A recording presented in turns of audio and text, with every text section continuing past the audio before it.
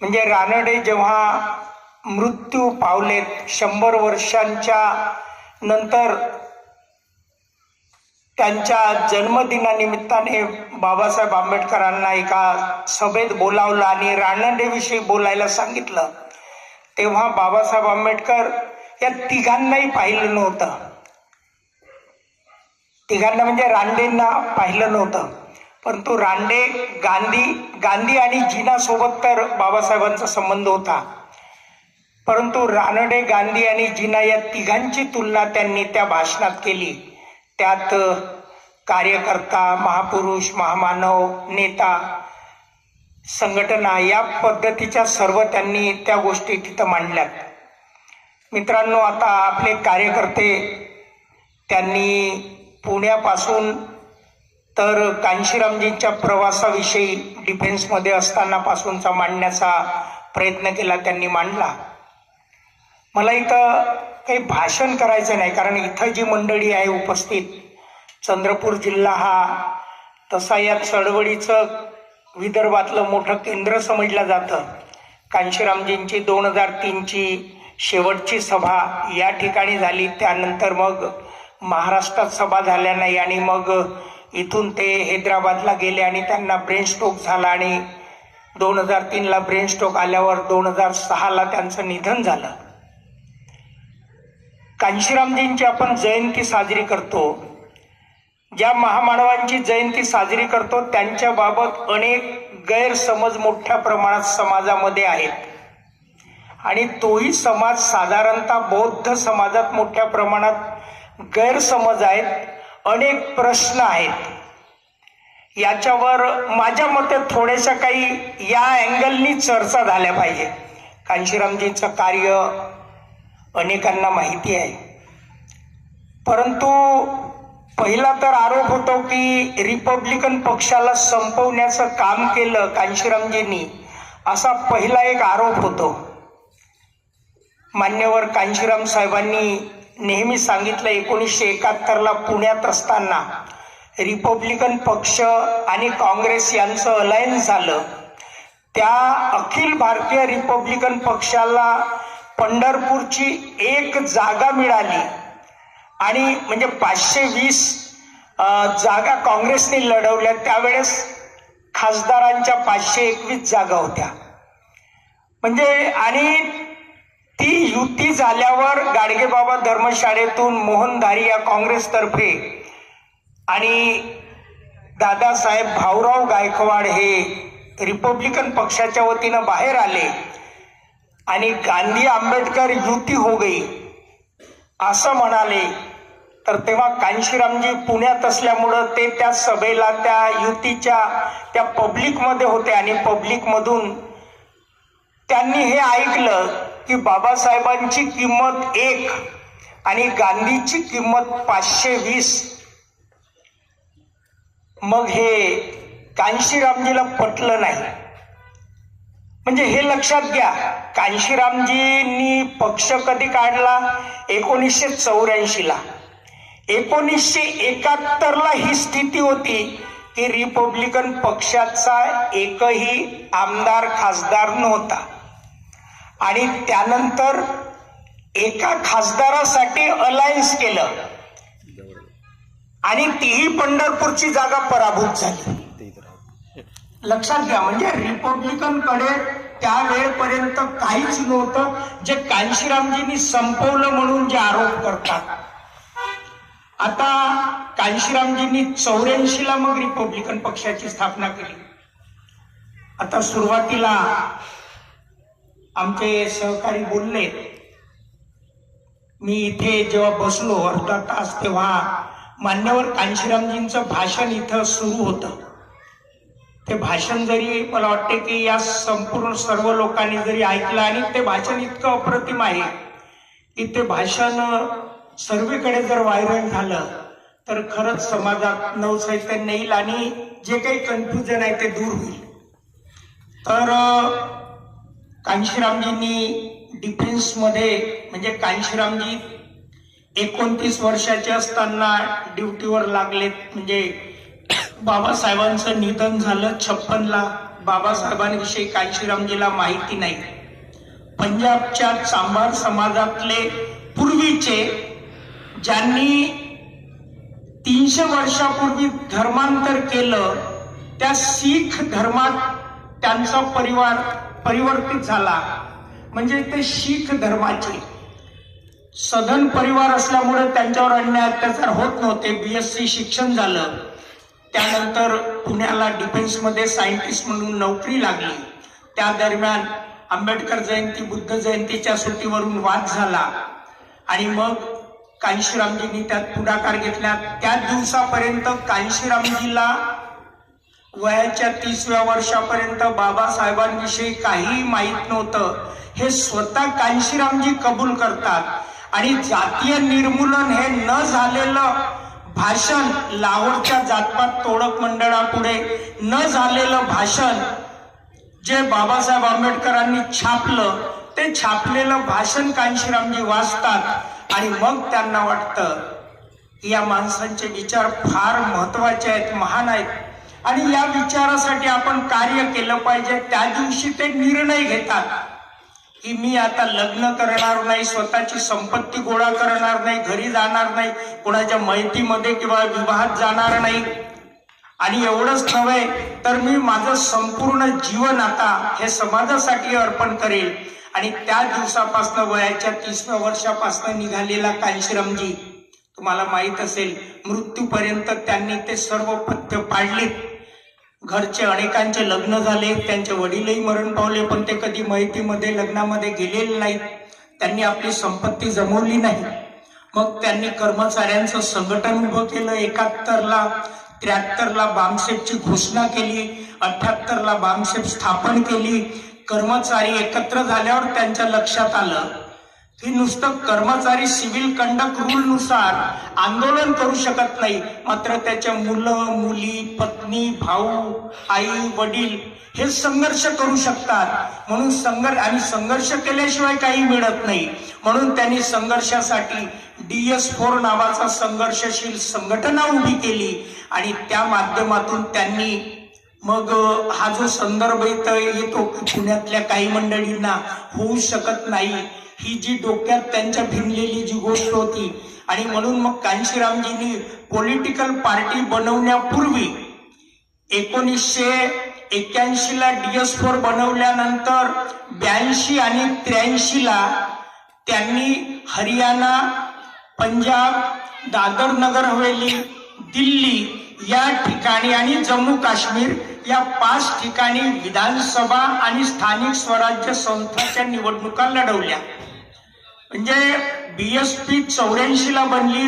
तत्पूर्वी त्यांनी, आणि हे त्यासाठी कशासाठी त्यांनी निवडणुका लढवल्या तर समाजामध्ये आत्मविश्वास निर्माण व्हावा आणि जे तिकिटासाठी इतरांकडे मागणी करायचे, दे दे बाबा, एक तिकीट दे दे बाबा म्हणायचे आणि पैसेही मागायचे, तर बामसेफच्या माध्यमातून त्यांनी पैसा गोळा केला. DS4च्या माध्यमातून तिकीट निर्माण केली, आपलीच मंडळी उभी केली आणि आपल्याच मंडळीला उभं करून तिकीट कशी बनवायची, तिकीट कशी जिंकवायची हे ट्रेनिंग दिलं, शिक्षण दिलं आणि मग ते प्रशिक्षित कार्यकर्त्यांची फौज उभी केली. आणि जेव्हा प्रशिक्षित कार्यकर्त्यांची फौज उभी केली आणि संघर्षशील संघटना होती आणि म्हणून मग 84ला त्यांनी बाबासाहेब आंबेडकरांच्या जन्मदिनाच्या निमित्तानं त्या दिनी त्यांनी BSPची स्थापना केली. आता BSPची स्थापना केली त्याही वेळेस, म्हणजे तुम्हाला 71 पासून तर 84 पर्यंतचा जो प्रवास सांगितला, याही दरम्यान एकही आमदार खासदार रिपब्लिकन कडे नव्हता. म्हणजे ते संपवायची संधी काही कांशीरामजीला मिळाली नाही आणि जे लोक आरोप करतात त्यांनी समजून घ्यावं. परंतु ज्या समाजात विश्वास नव्हता, मान्यवर बाबासाहेब आंबेडकरांच्या सोबत राहिलेले त्यांचे लेफ्टनंट, म्हणजे बाबासाहेबांच्या वेळेस आमदार खासदार जे बनले होते ते 32, 33, 35, 38 पासून स्वतंत्र मजूर पक्षापासून तर आमदार बनणं सुरू होतं. बाबासाहेब स्वतः आमदार बनले होते. ही सर्व परंपरा, म्हणजे खासदार सुद्धा अनेक लोक बनले. परंतु त्यानंतर मात्र जे बनू शकले नाही, तर ते हम नहीं जीत सकते म्हणजे होऊ शकत नाही या पद्धतीनं त्यांचा आत्मविश्वास जो गमावला गेला आणि मग कांशीरामजींनी या समाजात आत्मविश्वास निर्माण केला. तो आत्मविश्वास निर्माण केल्यामुळं आज संपूर्ण देशामध्ये ज्याला अनेक लोक आपल्या समाजात किंवा आंबेडकरी विचार जिथं आहे म्हणजे फुले शाहू आंबेडकरी चळवळ आहे, मान्यवर कांशीरामजींनी जी उभी केलेली आहे ती चळवळ, ती फुले शाहू आंबेडकरी चळवळ आहे. फुलेंचा समाज, शाहूंचा समाज आणि बाबासाहेबांचा समाज ही त्रिसूत्री बहुजन समाज म्हणजे रिपब्लिकन पक्ष म्हणजे रिपब्लिकनचा उल्लेख यासाठी करावा लागतो की बाबासाहेब आंबेडकरांनी न स्थापन केलेला, बाबासाहेब आंबेडकर 56 ला निघून गेले, 3 ऑक्टोबर 57 ला ही रिपब्लिकन पार्टी स्थापन झाली.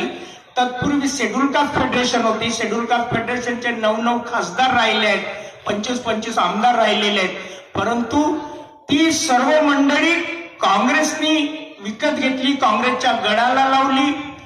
त्यांना काही लोक आता मग काही दलाल म्हणतात, चमचे म्हणतात. मान्यवर कांशीराम साहेबांनी, कारण दलाल हा शब्द थोडा वाईट वाटतो इतरांना, म्हणून मान्यवर कांशीराम साहेबांनी चमचा हा उपयोग त्यांच्या बाबत चमचे म्हटलाय.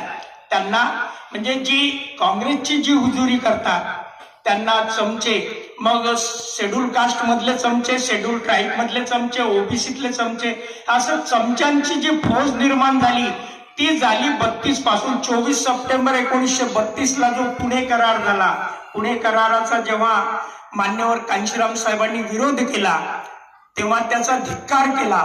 कारण बाबासाहेब आंबेडकरांना, आता यापूर्वी जेव्हा कांशीरामजींचं भाषण ऐकलं त्यात ह्या गोष्टी होत्या, सेपरेट सेटलमेंट आणि दुहेरी मतदानाचा अधिकार.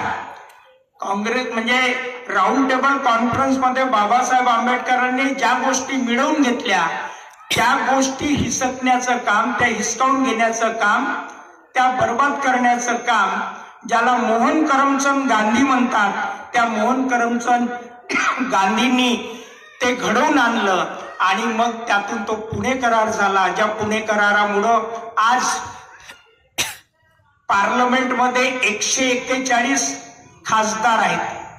ते कोणते आहेत? अनुसूचित जाती जमातीचे खासदार 141 आहेत. मागे 50-55 खासदारांचा प्रधानमंत्री झाला होता.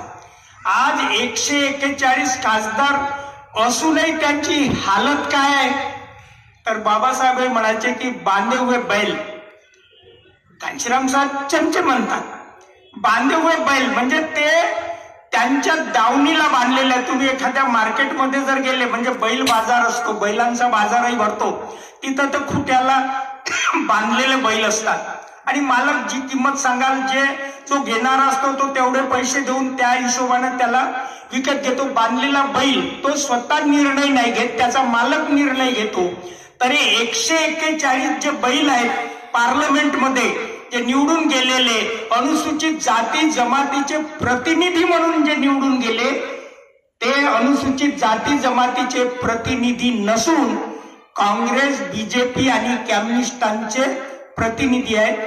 त्यांची जी हुजुरी करणार आहेत बाबांचे बच्चे नसून ते गांधी गोडवलकरांचे बच्चे आहेत, कारण गांधी गोडवलकरांसाठी हे काम करतात. आणि म्हणून मान्यवर कांशीराम साहेबांनी त्या पुणे कराराचा धिक्कार केला होता. मित्रांनो, हा प्रवास मी यासाठी सांगितला की अलीकडे आता निवडणुकीच्या माध्यमातून ही मंडळी, काल परवापर्यंत ज्या काँग्रेसनी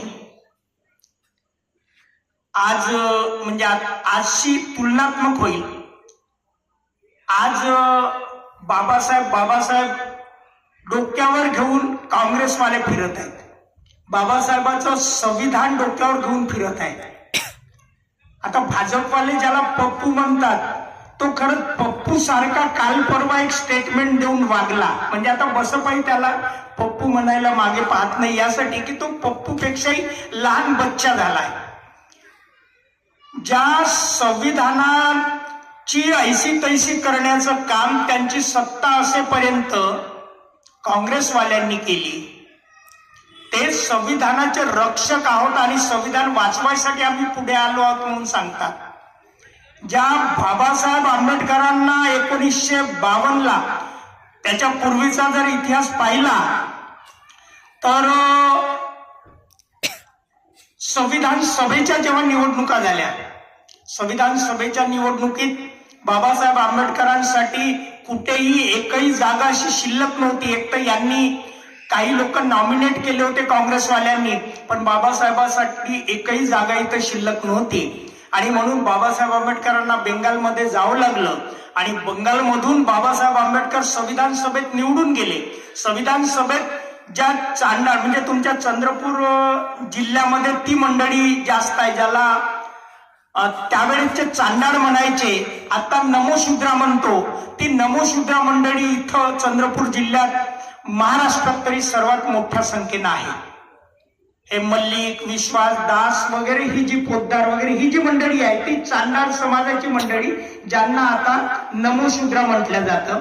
तर बाबासाहेब आंबेडकरांना संविधान सभेत निवडून पाठवल्यावर काँग्रेसवाले एवढे बदमाश म्हणण्यापेक्षा मी अधिकृत शब्द वापरतो, ते एवढे देशद्रोही की बाबासाहेब आंबेडकर ज्या मतदारसंघातून जयसूर, खुलना, बलिसाड हा जो एरिया होता तो एरिया पाकिस्तानच्या स्वाधीन केला. पाकिस्तानच्या स्वाधीन का केला की बाबासाहेब आंबेडकर जर परमनंट इथे राहिले, हा जर भाग भारतात राहिला तर बाबासाहेबाला मरेपर्यंत आपण हरवणार नाही आणि म्हणून हा भागच पाकिस्तानच्या स्वाधीन करा.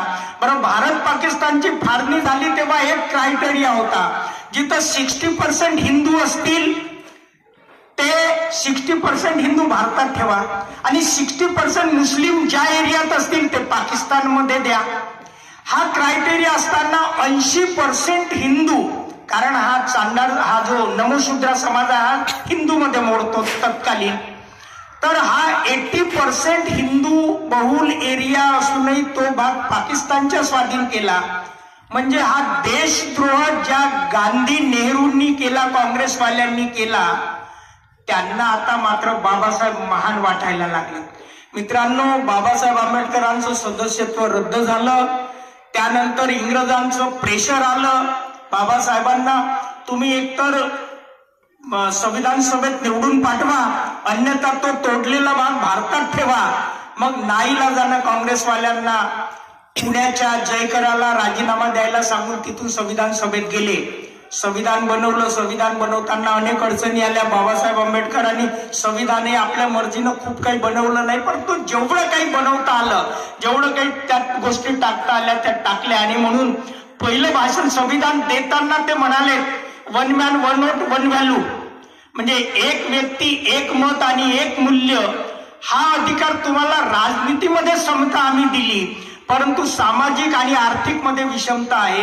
राज्यकर्त्यांची जबाबदारी आहे की सामाजिक आर्थिक विषमतेला समतेत परिवर्तित करणं, अन्यथा हे विषमतेला पेटलेले लोक लोकशाही उद्ध्वस्त करतील.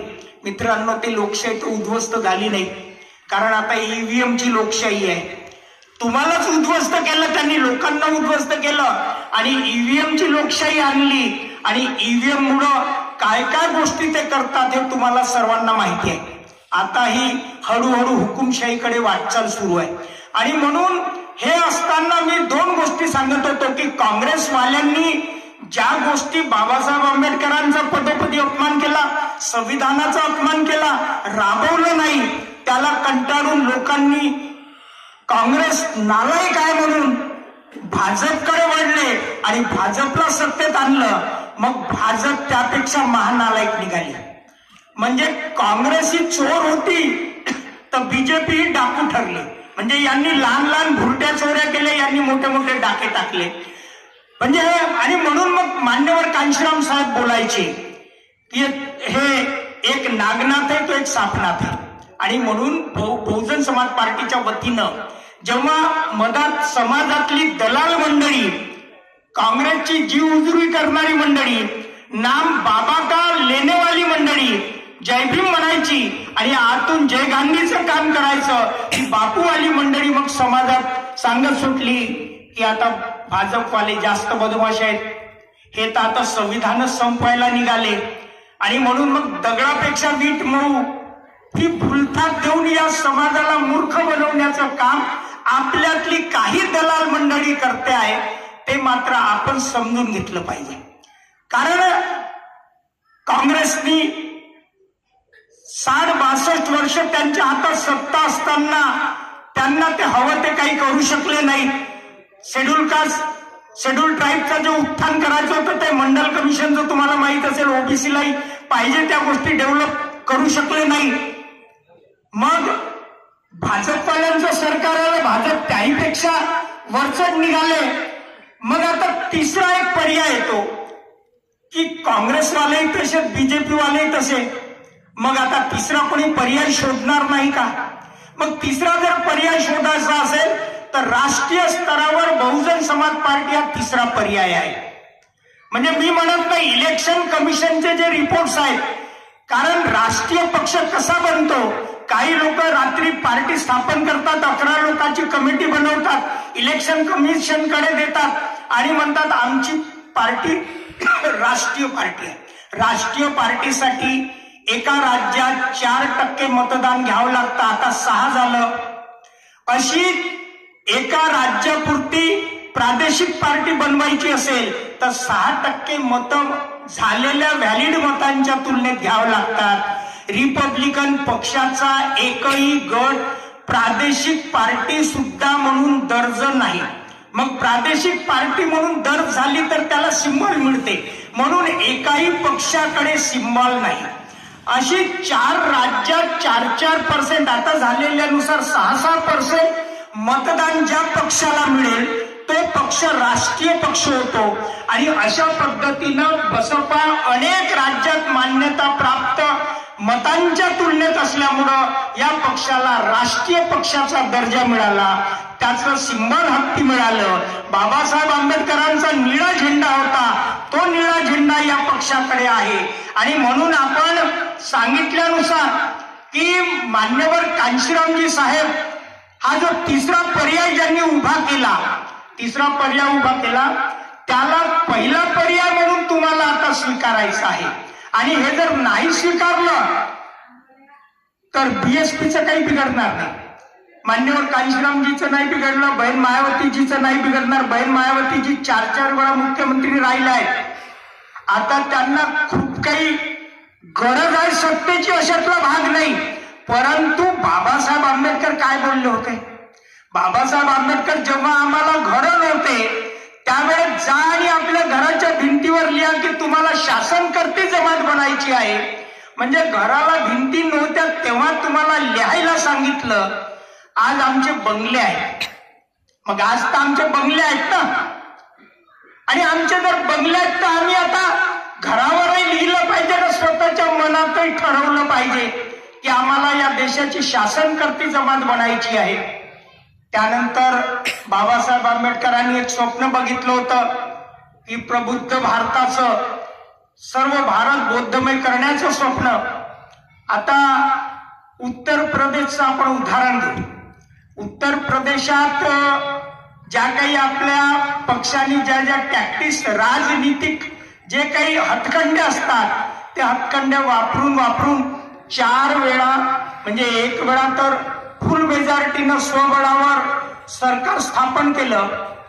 उत्तर प्रदेशात आपलं सरकार आल्यानंतर देशात कुठेच जे घडलं नाही ते मग आंबेडकर ग्रामविकास योजना असो की महापुरुषांच्या मान सन्मानासाठी झालेली स्मारके असो, या सर्व गोष्टी किंवा शिष्यवृत्ती असो, शाळा कॉलेज विद्यापीठ बनवण्याचा प्रकार असो, जिथं 16 वर्ष महाराष्ट्रात नामांतरासाठी गेली. कारण मी त्या नामांतरातला एक अनुयायी होतो.